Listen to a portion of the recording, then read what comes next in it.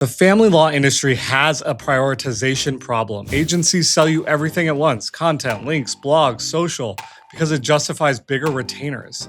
But when everything is a priority, nothing is. Today, we are breaking down the exact order of operations that produces compounding results in the first 90 days of any SEO engagement.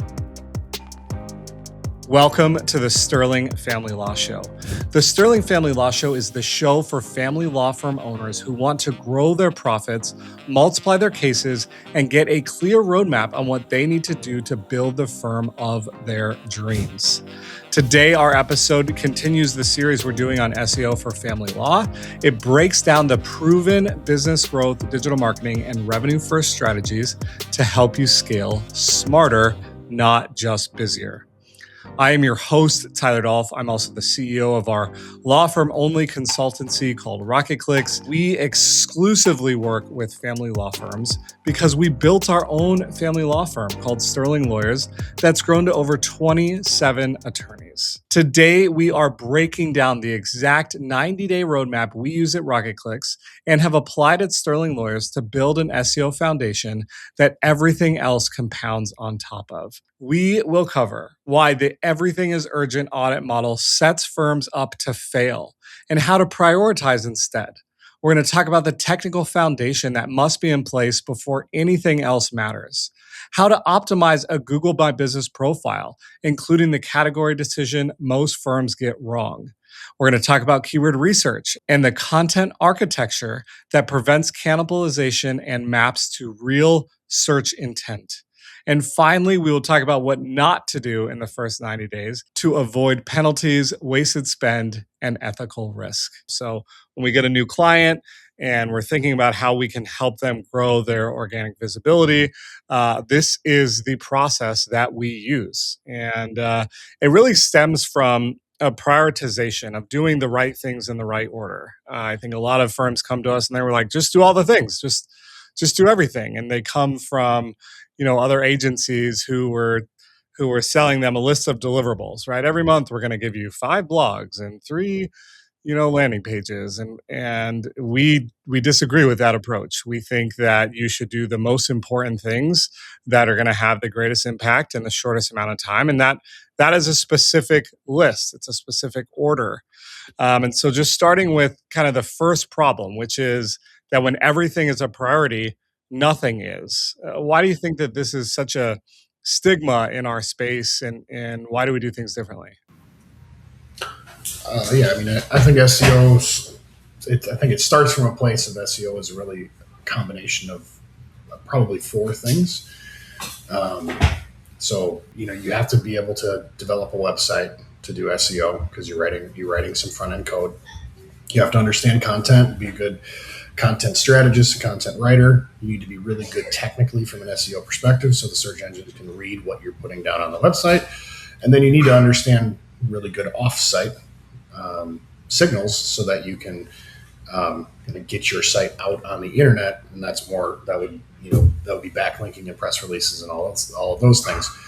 So within each of those 4 disciplines, there is a whole lot of stuff to do. And if you don't start in the right place, you could just, if you're not focused, you really don't get much done. You kind of get like 5% done on each thing and you never really finish a thing, which is why a lot of sites don't move when they hire the wrong SEO agency. There's nothing really happening.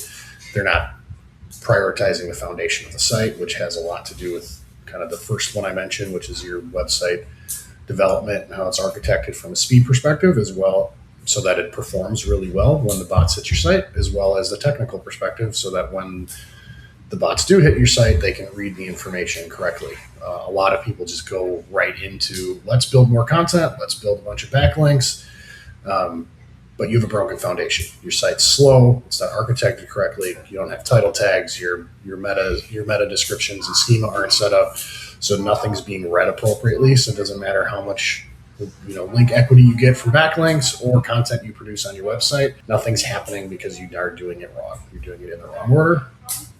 So priorities matter. You get a lot 100%. More results when you focus.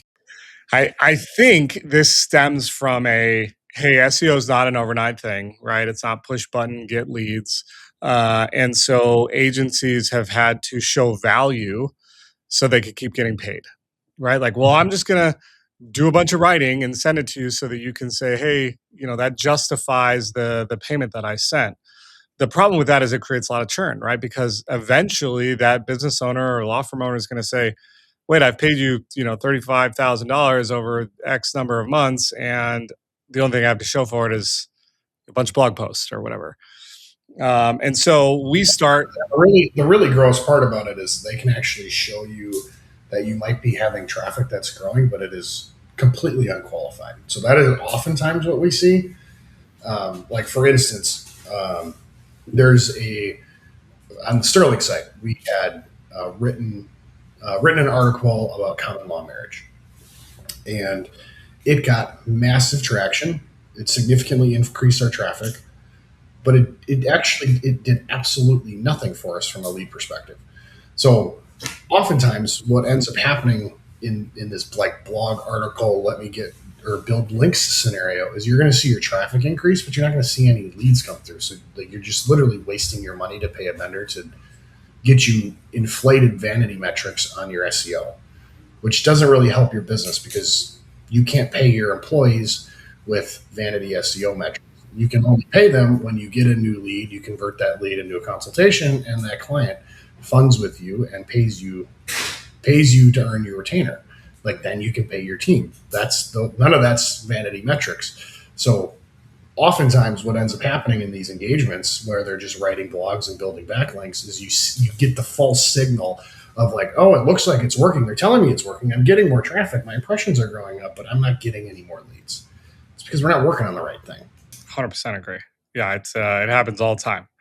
And we'll touch on this, but data, being able to validate that the work you're doing is actually transitioning into new cases is such an important part that I think a lot of SEOs miss because they're just thinking about impressions and clicks. Okay, so starting with the first month, right? Days 1 through 30, we focus first on the technical foundation as well as the Google My Business profile because we've talked a bunch on this podcast, the importance of showing up locally in Google Maps, right? So tell us a little bit about our process for those first 30 days as it relates to setting up the foundation as well as the importance of Google My Business. Yeah, so we're really working on two things in parallel. One is the technical foundation of your website, and we're really looking for a couple things. We're looking at what are the things that are slowing your site down, because if your site doesn't load quickly, users bounce, and as the robots crawl your site, they're also going to score the speed of your site, and if it's slow, they're going to give you bad scores on that portion of the algorithm, which will give you less visibility. So we're going to look at factors pertaining to that. We're also going to be looking at a lot of the technical foundation of your pages. Do you have title tags on all of your pages? Do you have one H1 on all of your pages, or are there any missing or duplicates? Do you have appropriate schema on your location pages and your attorney pages? We're going to go through a list of technical foundations to make sure that when the bots do crawl your site, they're getting good quality information that they can actually read, because they can grab all the text, but what they really are looking for is a couple different key points that are marked up with particular HTML language so that they know exactly what your page is about, and then they're not inferring and guessing. You're going to get better results as a result. So we're doing all of that on your site. That's one of the first things. And in parallel, while we're doing that, we're also looking at your Google Business Profile page. We're looking for very similar things. We're looking at the categories that are set up. We're looking at ensuring you have pictures. We're making sure that you have descriptions. We're making sure that the completeness of your business on Google Business Profile is fully complete, and that what it says on Google Business matches your website. And there's a really strong pairing there, because when that happens, now you start showing in the maps more visibly, just by fixing some of the foundational things on your site, as well as making sure what you have in maps matches what you have on your website. And it is completely, the profile is completely built out, versus it's just there and it's not built out, which we see a lot. Yes, and lots of confusion as it relates to name, address, and phone number within that profile. The thing I want our audience to remember is the importance of just that, right? Over 40% of all family law leads come from the maps. They come from, divorce attorney near me or divorce attorney plus city name. And if you think about it, this is the spouse that comes home and realizes they're getting a divorce. They immediately go to their phone and they realize, holy cow, I need a lawyer. And so if you're not prioritizing this kind of low hanging fruit where now a huge majority of the leads are coming from, you're not doing that first, the timetable to showing value, real value that turns into cases, is just extended.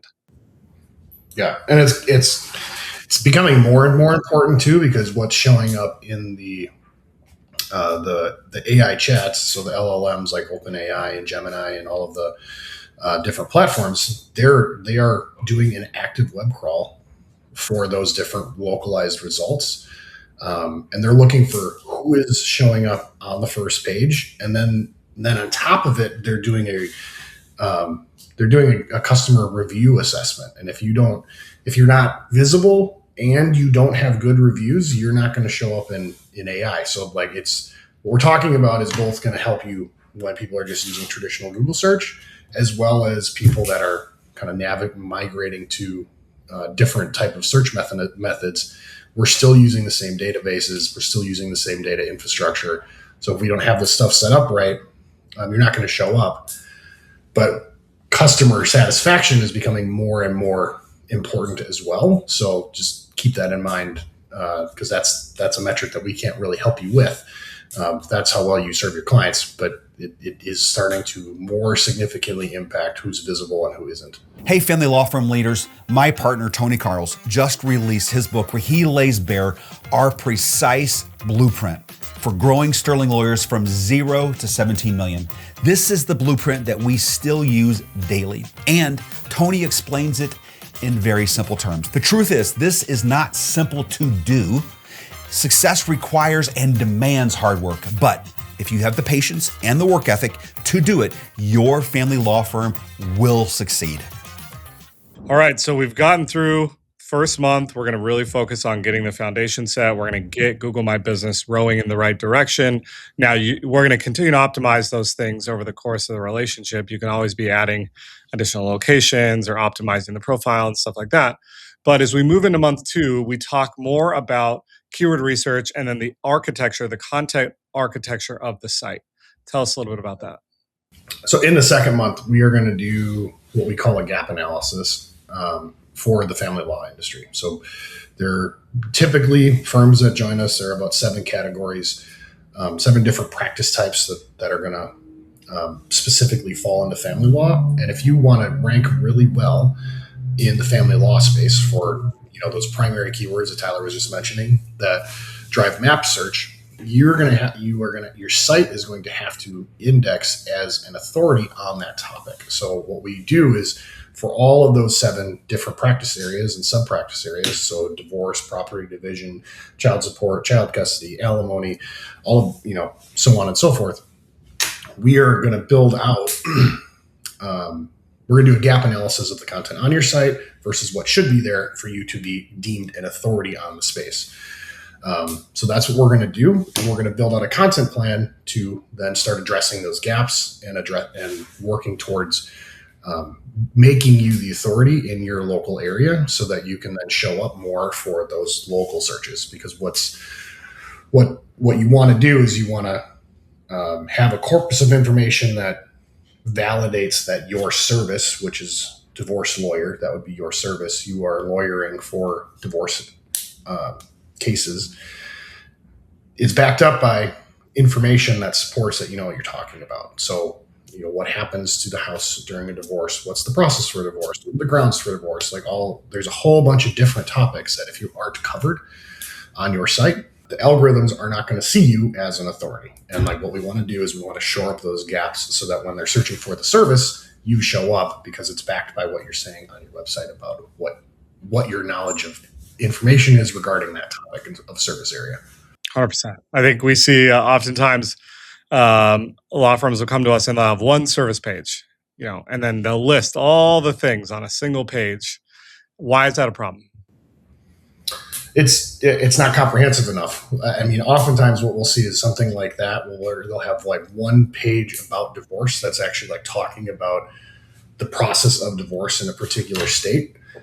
But then they'll have 200 pages that are all just different variants of each other, that are all like divorce lawyer with a city, spousal support lawyer, alimony lawyer, child custody lawyer, all about all of these things.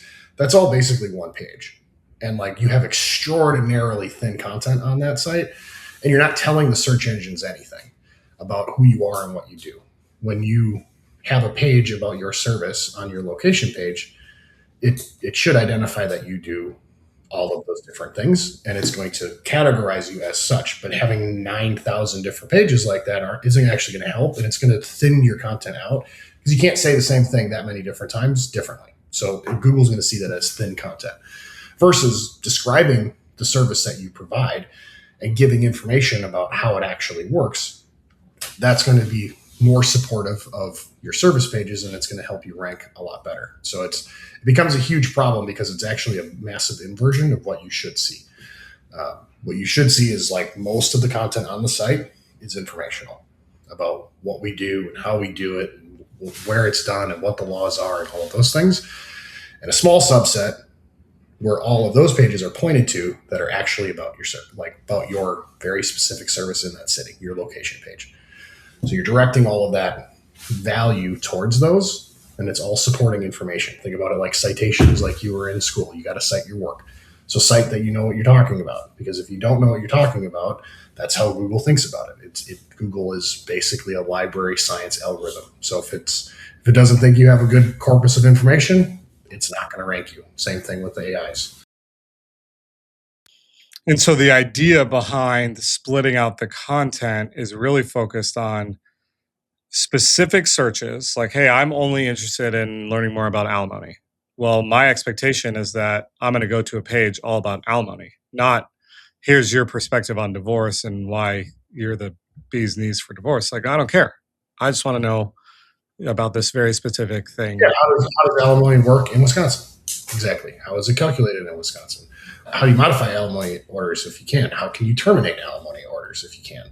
Like all of those different things are different topics that people search for, and those are very specific searches. So like that's all building your corpus of authority on the topic, and then you're directing them on those pages to your location page, which is via interlinks in the body copy. This is where we solve that problem. This is the problem you have. You want to think about terminating alimony. Okay, here's the page that we're going to point to that actually helps you with that solution. Here's how you call us, blah, blah, blah. So it's just a misunderstanding of how to build this information, because you need to build supporting information so you can cite that you know what you're talking about. Yeah, well said. All right, we've talked about setting the foundation. We've talked about the importance of local search. We've now built out some category pages. We're very specific about the services and service areas that a law firm owner should work in or practice. We now go into days 60 through 90, which is all about measurement infrastructure, right? You can't improve what you don't measure. I think this is a step that so many firms skip, right? Back to the whole deliverable-based service. If you're just saying, well, great, that agency sent me the blogs that they promised, it's not enough. It's got to turn into dollars. And so this is the one thing that makes all of that provable. Tell us about how we think about tracking and measurement and kind of what we use to help our clients out. Once we get to this step where we've what I would call we've plugged the holes in the boat and we're going to stop sinking and start moving in the right direction. So now we want to, because it takes time for SEO to prove results. If not earlier, by at least month 3, we are starting to establish baselines, and we can look back on data about 16 months in Google Search Console, longer in GA4, but we're going to start establishing some very clear benchmarks so that we can view how our performance is performing year over year, so that we can see same time last year versus same time this year. How are we doing overall from a traffic and acquisition perspective, as well as now we want to map lead attribution to it so that we can see calls and web leads that are coming from our organic searches or our Google local places interactions. That's going to allow us to very clearly see, okay, yeah, we're increasing traffic, but we're also increasing leads. we're actually increasing the value to the firm, and what we're doing is productive versus just active. So there's a very big difference between active and productive. I think there's a saying from Vince Lombardi in there somewhere. I don't remember exactly what it is, but that's really what we're looking for here is establishing measurements, starting to look at year over year results on kind of the core metrics for SEO performance, but also attribution to our leads and consultations that are getting set so that we can actually see that we are moving the firm forward in a positive direction, not just creating vanity metrics. And what you'll see sometimes if you've worked with an SEO agency in the past that was just getting you vanity metrics, you're going to probably see your traffic go down, but you're going to see your leads continue to stabilize and go up. We see that often because oftentimes you're going to, we had a client that did something internationally that got picked up. It was a super highly trafficked part of their website. It drove like 100,000 different visits in 30 days, and then continued throughout the year. But obviously that was where the peak was. When you pull that traffic out, you see that we are moving in the right direction with what we would call qualified traffic. But it looks like we're losing ground on the overall site. The reality is it's all inflated nonsense. It's not real value. And when we also map leads and consultations and hires, we are continuing to add value to the firm and actually grow the revenue versus just drive a vanity metric, because vanity metrics don't pay your bills. They don't pay your team. They don't allow you to retire and make decisions with your family. So we don't necessarily care about those. We want to see the business move forward. 100%. If your current agency is sending you a report every month and it doesn't include revenue or case hires or consults set, they're missing a huge picture. And that might be on you as a business owner not giving them that information. But I would encourage you to give your agency or your marketing person as much data as possible as it relates to what happens when a lead comes in the door. Is it quality? Does it create a consult? Does that consult result in a hire? Without that information, you're flying pretty blind on the optimizations that you can make. Yeah, and you're just hoping that those vanity metrics that you're getting from your Google Search Console are valuable, because they may not be. Yes. Okay, to summarize it, we're going to go a little backwards and we're going to talk about the things you should not do in the first 90 days. The first one is don't start blogging without keyword mapping, which is, to me, pretty obvious, right? What are you going to write about if you don't know where the opportunity and the gaps are? The second is don't buy links. Don't let your agency buy links. It's very spammy. I don't know, Tony, if there's any context you wanted to add there. No, if you're buying backlinks, you're probably going to get trapped in some sort of Google spam algorithm, and where they should be, if you are working with an agency, where you should be seeing them spend money to acquire citations would be something like Bright Local, where you're getting a bunch of data aggregators and map aggregators, as well as a service that might be building citations for you to help support your map listings. But most other things are not going to be something that we would recommend, because they're going to be likely, very, very, very likely spam links that aren't going to actually help you in the long run. Yes, totally agree. And then final point, don't use AI to mass produce content. I know you and I have had a lot of discussions about this tactic, especially when kind of ChatGPT launched. We're like, oh my gosh, we're never gonna have to write again. What we didn't realize was the impact that had on the algorithm and how it's evolved even today as AI gets better and better and better. The idea of just throw it in AI, it'll be fine. Why shouldn't firms do that? Well, first, it's irresponsible because AI hallucinates all the time. So if you're using AI to help outline and create content, it still needs to be manually reviewed. It still should be reviewed by an attorney so that you're making sure it's accurate and follows the ABA guidelines on advertising. So that's super important. But generally, the other part is if you're just mass producing content with AI, you're likely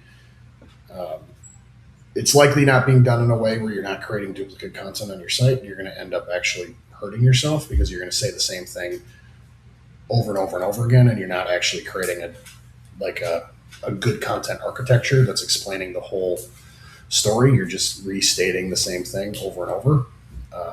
Because there is an art to leveraging AI to produce good content, and it's longer prompts. It's very specific, and it is super helpful. But it is also like not a just give it a short prompt and hope it figures it out. Sounds like another podcast episode we should do on how to leverage AI. Love it. Tony, thank you so much for your time. Really appreciate this. Today we gave you the 90-day foundation, but building the base is only step one, right? Now you need to know if it's actually working. And so in the next episode, we're going to break down the metrics that separate real SEO growth from those vanity metrics we've talked about today, including how to track ROI, when to expect results, and what the leading indicators actually look like. And as a reminder, if you missed our first episode, we covered why family law SEO delivers the best ROI in legal. Go watch that first so you have all the context necessary.